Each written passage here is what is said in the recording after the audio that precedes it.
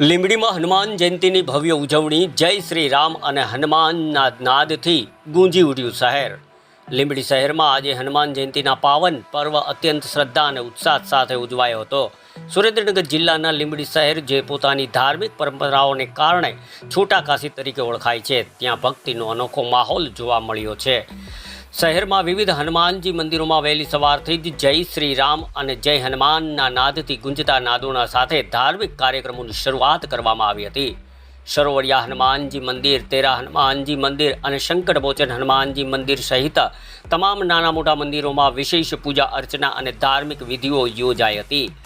ભક્તોએ દાદાને આકડાના પાન તેમજ પીપળના પાનમાં રામ લખેલી મનોહર માળાઓ પણ અર્પણ કરી ભક્તિ વ્યક્ત કરી હતી. સાથે સાથે જ વિવિધ ફળો, ફૂલો તેમજ પરંપરાગત ગુંદી, ચૂરમાના લાડુ અને શ્રીફળનો ભોગ ધરાવવામાં આવ્યો હતો. સાંજ પડતા જ મંદિરોમાં ભવ્ય મહાઆરતીનું આયોજન કરવામાં આવ્યું હતું, જેમાં મોટી સંખ્યામાં ભાવિકો ઉપસ્થિત રહ્યા હતા. મહાઆરતી બાદ પ્રસાદનું વિતરણ કરવામાં આવ્યું હતું અને ભક્તોએ શ્રદ્ધાપૂર્વક પ્રસાદનો લાભ લીધો હતો.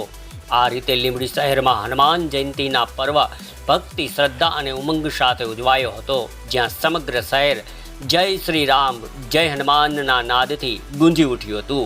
બ્યુરો રિપોર્ટ દિનેશ ગામવા સાથે વલ્લભભાઈ રાઠોડ, લીંબડી, સુરેન્દ્રનગર.